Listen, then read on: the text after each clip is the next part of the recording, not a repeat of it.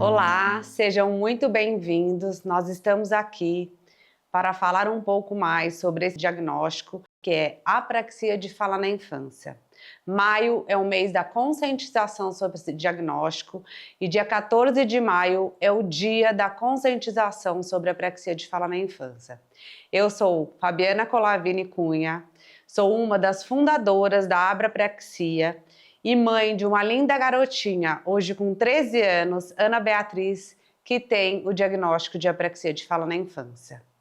Vamos apresentar aqui agora nossas conselheiras técnicas, Elizabeth Giusti. Olá, eu sou Elizabeth Giusti, sou fonoaudióloga clínica, trabalho na área de desenvolvimento de fala e de linguagem, tenho expertise na área de apraxia de fala na infância e sou também consultora técnica da Associação Brasileira de Apraxia de Fala na Infância.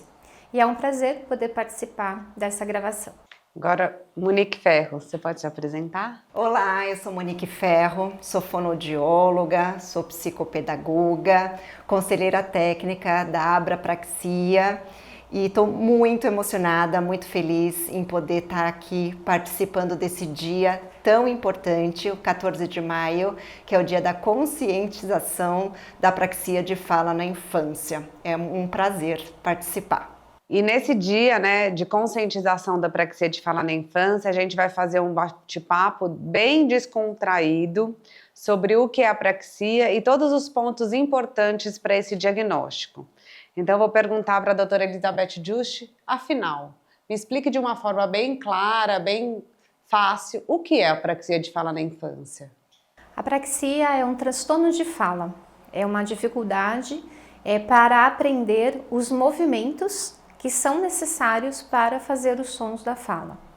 Apraxia significa ausência ou dificuldade na praxis, e praxis é o planejamento. Praxis refere-se ao planejamento, à organização dos movimentos, ou seja, é como o cérebro envia os comandos para a boca, para os articuladores, então para os lábios, para a língua, para a mandíbula, para a laringe, como é que esses articuladores devem se mover, se movimentar para que a fala seja produzida. Então, a apraxia, ela afeta essa capacidade do cérebro enviar os comandos para que a boca possa se movimentar e assim produzir a sequência de sons necessários para a fala. Muito bom. Queria saber também quais são os sinais e as principais características da apraxia de fala na infância. O diagnóstico conclusivo, ele pode ser feito a partir dos 3 anos de idade, ou quando a criança ela tem ali uma amostra de fala, quando a criança consegue já compreender as tarefas, os testes que são necessários para a conclusão desse diagnóstico. Mas antes disso, já existem vários outros sinais que os pais e os profissionais da saúde podem ficar atentos. Então, pensando nos bebês, os primeiros sinais podem ser já uma dificuldade no processo de amamentação, então a mãe percebe que o bebê não consegue sugar, ou que suga um pouquinho e já cansa, ou que o bebê se aproxima ali do seio da mãe, mas ele não sabe como movimentar, como posicionar a boquinha para tirar o leite. Dificuldade na introdução alimentar, então as mães referem que o bebê recusa o alimento, chora, não consegue se adaptar a diferentes consistências ou texturas dos alimentos. E o sinal mais importante assim na infância, nesse primeiro ano de vida, é aquilo que nós chamamos de bebês silenciosos. Então, os pais percebem que são bebês mais quietinhos, até as pessoas comentam, nossa, como ele é bonzinho, ele é muito quietinho, A partir do 7º mês, nós sabemos que os bebês começam a intensificar a fase do balbucio. Então, é aquela fase que o bebê começa a fazer um bababá, dadadá, gugugu. O bebê vai verbalizando, emitindo as primeiras sílabas. E aí, quando isso não acontece, isso pode ser um sinal de uma apraxia de fala na infância. Conforme essa criança vai crescendo, outros sinais vão se tornando mais evidentes. A principal característica, quando a criança já é maior, e eu estou falando a partir de 1 ano e meio, 2, os pais percebem já desde esse processo inicial da fala que a criança demonstra um certo esforço. Então ela presta atenção, ela olha para os pais, mas ela não sabe muito bem como movimentar, ela não sabe como posicionar, né, todos esse conjunto de articuladores para poder, né, produzir a fala. Então, são crianças que demonstram um certo ensaio, ou seja, ficam ali tentando buscar, posicionar o movimento para produzir os sons. Apresentam uma série de... podem apresentar inconsistências, ou seja, cada momento que vão falar uma palavra, essa palavra pode ser dita de um jeito diferente. Então, abre, pode ser abi, pode ser bi, pode ser a, pode ser adi. Então, a criança vai mudando a sua produção. E conforme esse bebê vai crescendo, uma característica que vai chamando a atenção dos pais, principalmente, é que esse bebê ele vai desenvolvendo a compreensão. Então, ele compreende, é uma criança que compreende muito mais do que ela consegue falar. Uma característica bem marcante e que traz muita angústia, não só para a criança como para os pais, são essas tentativas frustradas de produzir a fala. A criança, ela demonstra um esforço. O desenvolver a fala não é algo natural para uma criança com apraxia de fala na infância. Os pais referem e os profissionais percebem que a criança muitas vezes ela olha atentamente para o pai, tentando imitar ou tentando falar alguma coisa, mas é como se a boca tivesse desconectada do pensamento, do cérebro, da ideia do que essa criança deseja falar. Hoje em dia, né, a gente tem um cuidado muito grande em relação ao diagnóstico diferencial, ou seja, realmente ser preciso nesse diagnóstico da apraxia de fala.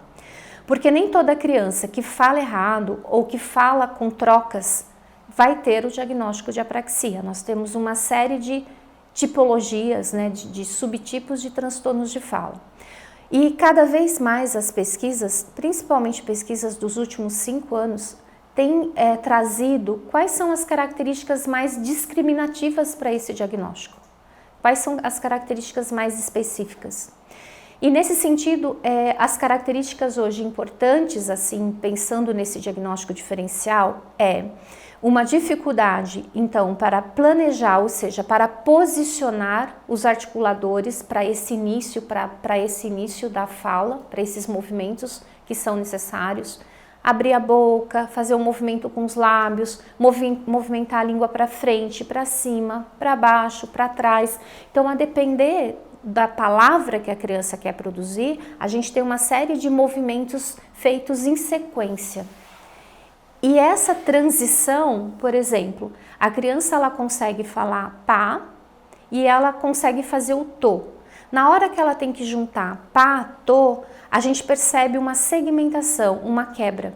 É como se a criança falasse de forma segmentada, pausada. Então, a velocidade de fala dessas crianças acaba sendo uma velocidade tipicamente mais lenta e isso impacta toda a naturalidade de fala. Isso gera uma consequência no que nós chamamos de prosódia. E o que seria a prosódia?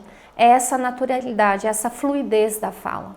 Uma pessoa com AF vai falar de forma mais lentificada, de forma mais pausada e de uma forma mais monótona. É difícil fazer essas variações de entonação, é difícil fazer essa transição, essa junção de uma sílaba para outra, ou até mesmo juntar palavras para formar frases. Isso impacta diretamente na inteligibilidade, ou seja, muitas vezes até mesmo os familiares que convivem diretamente com a criança não conseguem entender o que ela está dizendo. Isso para a criança gera angústia, frustração, porque a criança ela tem o desejo, ela compreende, ela demonstra a intenção de se comunicar e de falar, mas quando ela tenta essa fala não sai de forma fluida, de forma planejada e organizada. Ótimo. Vamos retomar aqui, então. A gente passou pelos sinais, né, da apraxia de fala na infância e características.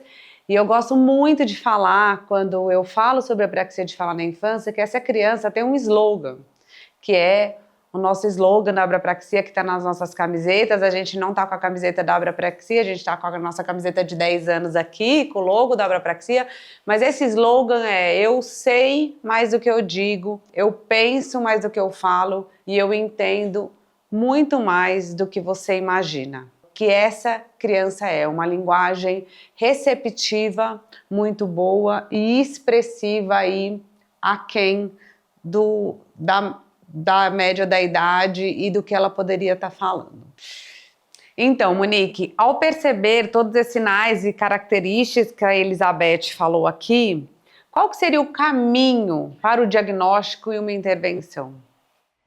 Exato, é uma pergunta muito importante, né? Porque essas suspeitas, né, de tudo que foi comentado aqui, a gente sabe que quanto mais precocemente essa criança tiver o diagnóstico correto, a intervenção correta, melhores são as chances, né, de uma excelente evolução, para que ela consiga o melhor potencial, que é assim que a gente fala, que é onde a gente quer chegar com todas as nossas crianças. O profissional que pode fazer uma excelente avaliação, que pode estar ajudando a abraçar, né, essa família e essa criança e a desenvolver o melhor potencial, sempre será o fonoaudiólogo. Mas a gente não pode deixar de lembrar que dentro da fonoaudiologia existem vários braços, existem várias áreas de atuação.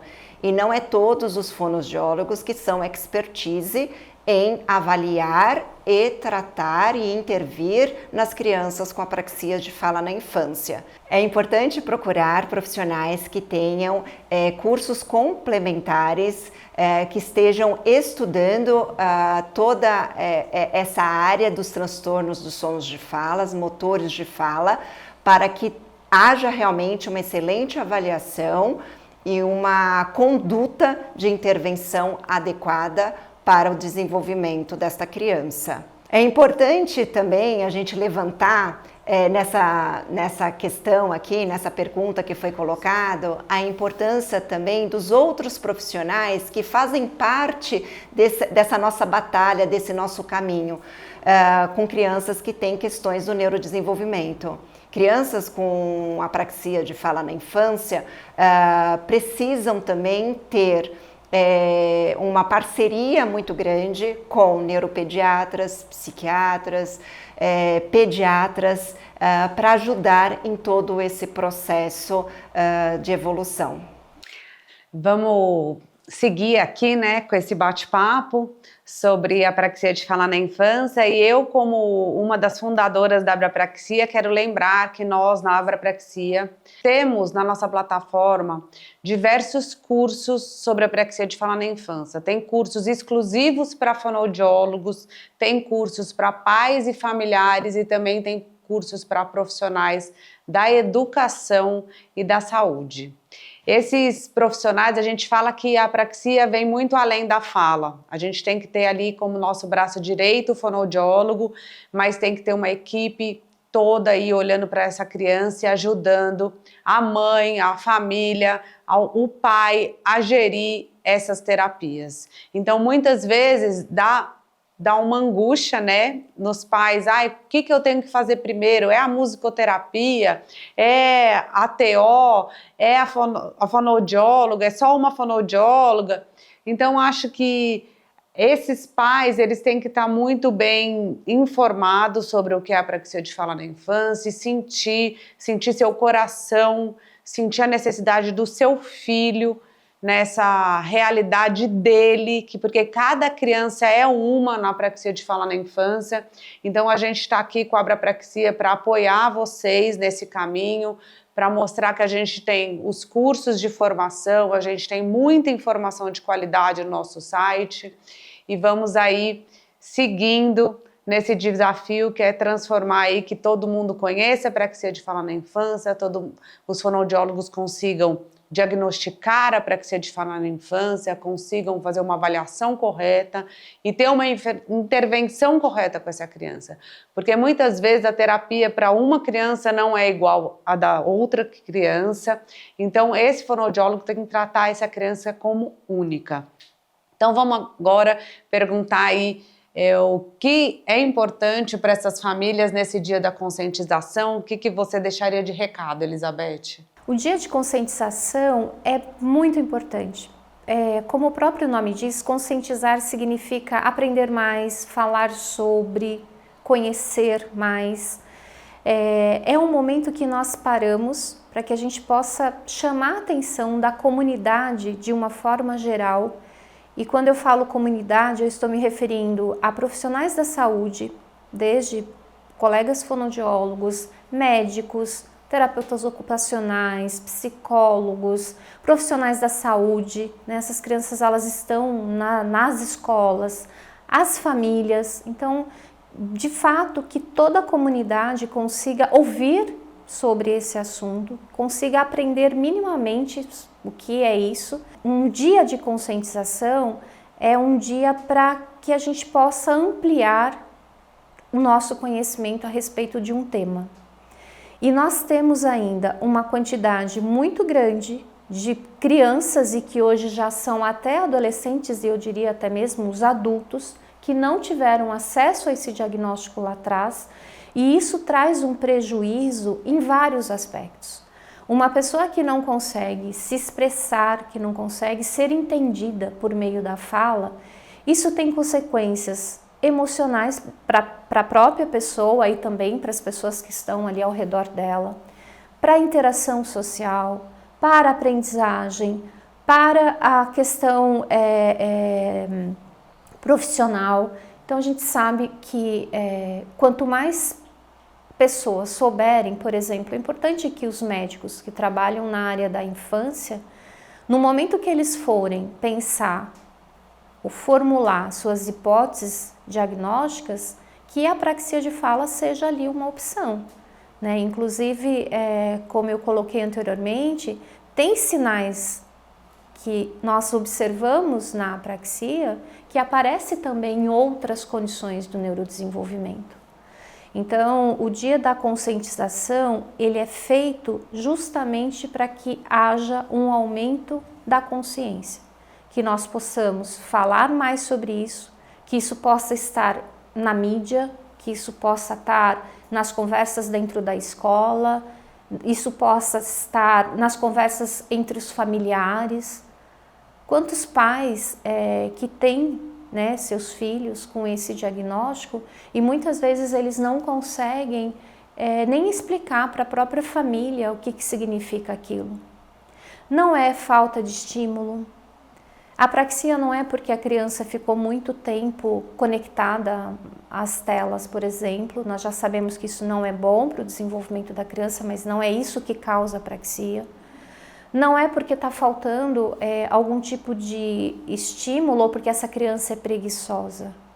A apraxia de fala é uma condição do neurodesenvolvimento, é um transtorno, é uma dificuldade, onde áreas do cérebro não enviam os comandos necessários para que toda essa orquestra, né, esse conjunto de articuladores possam trabalhar de forma rítmica, de forma planejada e organizada para que a fala possa ocorrer.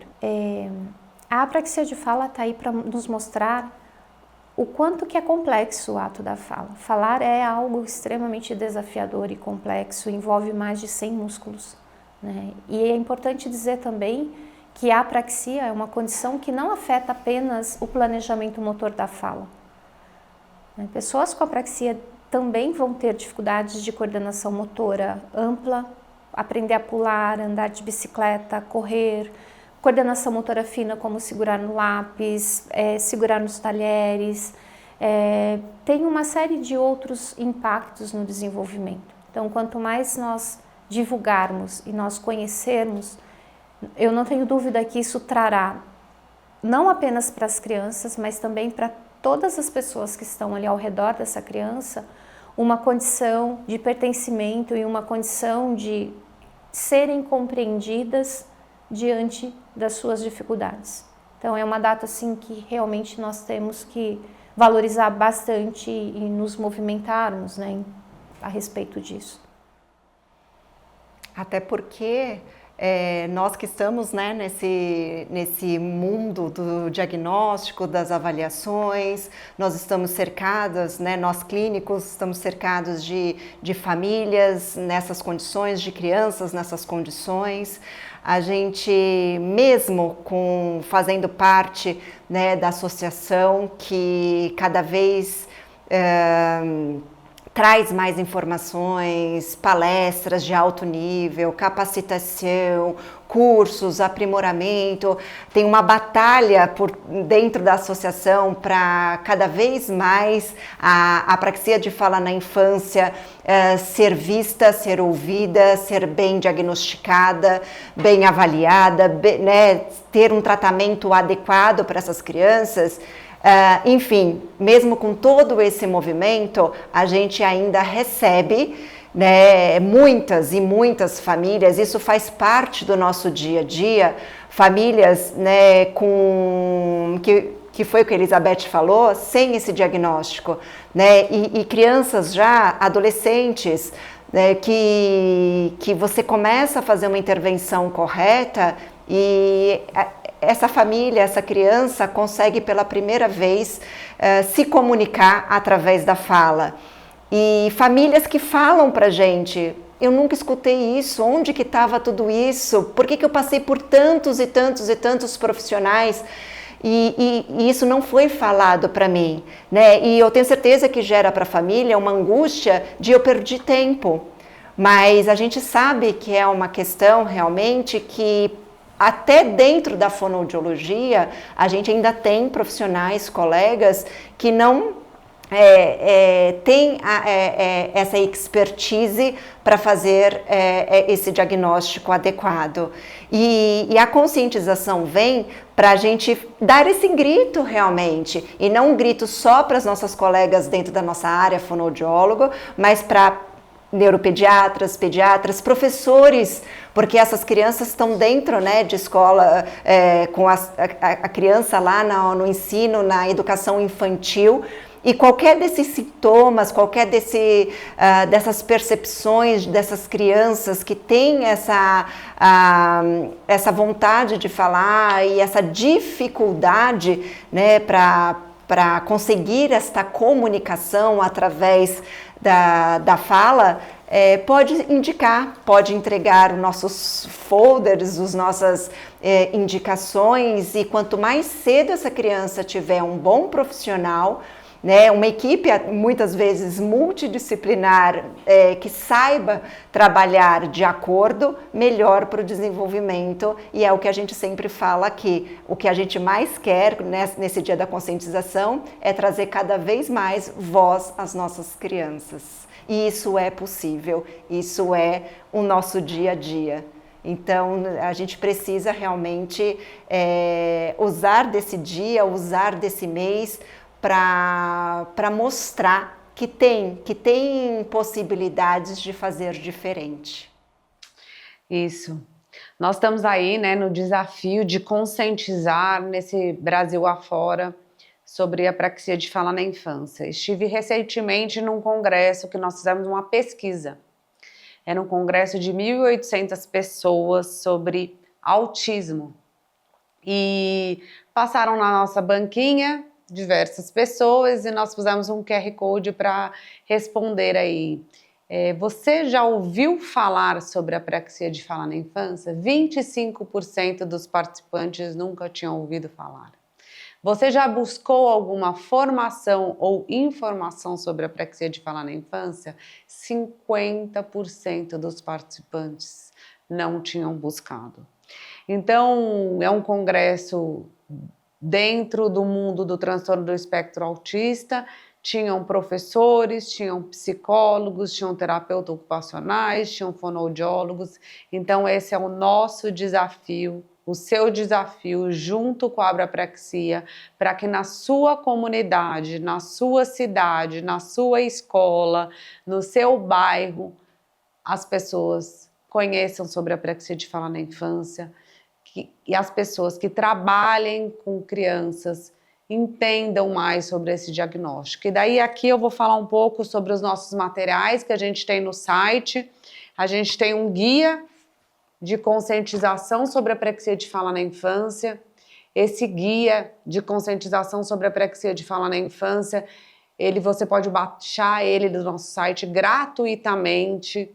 Temos folders e flyers que falam sobre a apraxia de fala na infância, que você pode colocar na sua clínica, na sua escola. Temos um guia de conscientização sobre o aluno, para você distribuir na sua cidade, e também um guia sobre comunicação alternativa e aumentativa. Entre no nosso site www.apraxiabrasil.org. Acesse lá, baixar materiais, baixe esses materiais, estude sobre esses materiais. Nós também temos uma parte no nosso site que você pode solicitar esses materiais chegam gratuitamente na sua casa, na sua clínica e no seu consultório. Não perca essa oportunidade de ser uma formiguinha na sua comunidade. Vamos lá? Vamos seguir aqui. O meu recado final aqui vai para a família. Se o seu filho está em terapia fonoaudiológica e não está tendo evolução, pergunte para a fonoaudióloga se ela tem alguma formação em terapia motora de fala. Porque a terapia para a apraxia de fala na infância ela é diferente da terapia de linguagem. Essa criança ela tem que ter uma evolução. Não é necessariamente uma evolução rápida, mas alguma evolução ela tem que ter. E sinta sempre seu coração. A sua percepção como pai, como mãe, te dá essa chancela de questionar. Não deixe de ir atrás e ser voz da sua criança.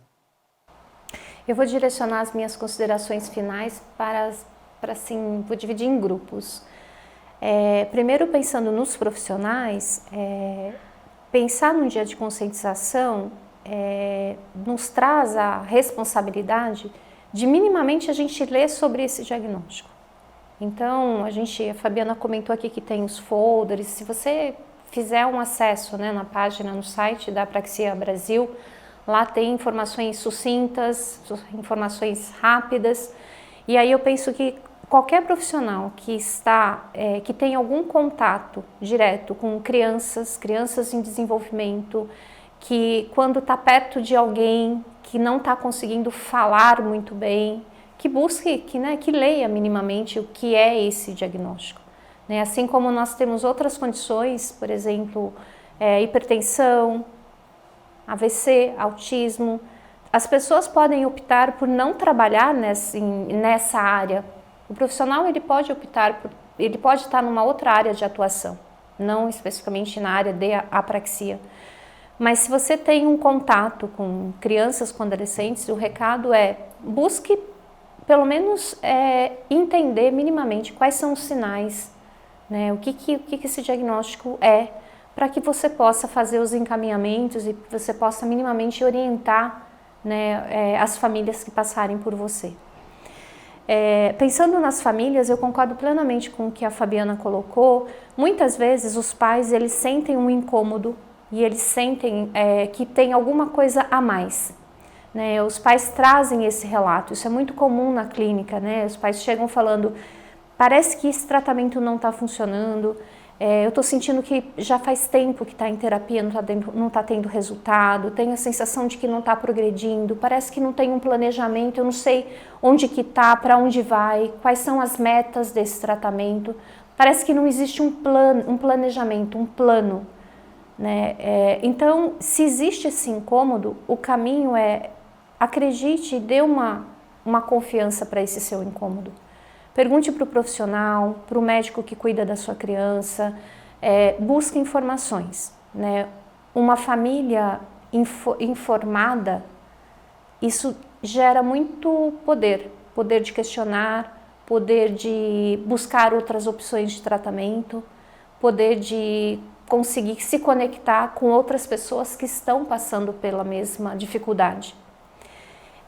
Entrar num grupo de apoio, hoje nós temos no Facebook Apraxia Kids Brasil, tem a página no Instagram que é Apraxia Brasil, o próprio site apraxiabrasil.org.